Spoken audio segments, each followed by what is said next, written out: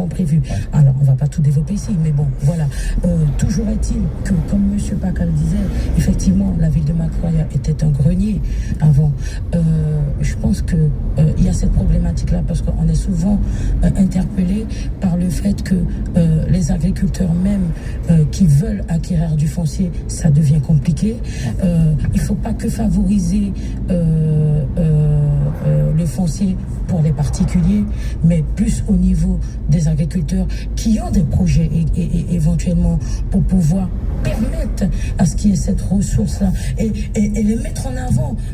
Moi, j'ai rien contre, monsieur le maire, j'ai rien contre le marché local, hein, parce qu'il sert aux habitants. Mais vous avez remarqué que celui du bourg est plus ou moins délaissé. Pourquoi ne pas regrouper sous forme de halles tous les producteurs locaux, que ça soit sur Soula ou quelque chose? Parce que nous avons des agriculteurs, nous avons des produits locaux, nous avons ces personnes-là à valoriser. Mais le problème est que si on reste dans notre coin, on se plaint. Nous avons des diplômés qui rencontrent des difficultés pour avoir du foncier. Mais s'ils ne peuvent pas acquérir le foncier, comment ils peuvent faire développer leur projet? Voici ce que j'avais à dire. Le monsieur le maire, on va attendre encore un peu. Et après, je vais enchaîner sur ma prochaine question parce que vous avez là l'émission touche à sa fin. Vous aviez voulu garder la parole. Oui, je vous avais dit, c'est 1 heure, c'est jusqu'à 15. Allez-y.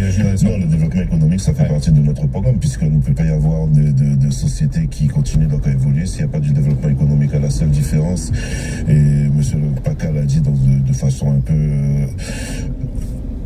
Quand une ville a moins de 10 000 habitants, ça intéresse qui? Personne.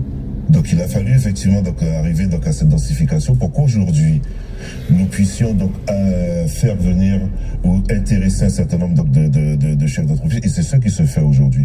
Vous avez parlé effectivement donc de la zone d'activité donc de Soula, l'entrée de Soula, c'est le village artisanal, mais il y a la même chose. Il y a un peu à prendre parce qu'il y en a beaucoup de locaux encore vides. Hein, non, si vous repassez, il y a des bosses quand même qui sont. Il y a repassez bon, ça s'est un peu amélioré, mais c'est vrai que ça.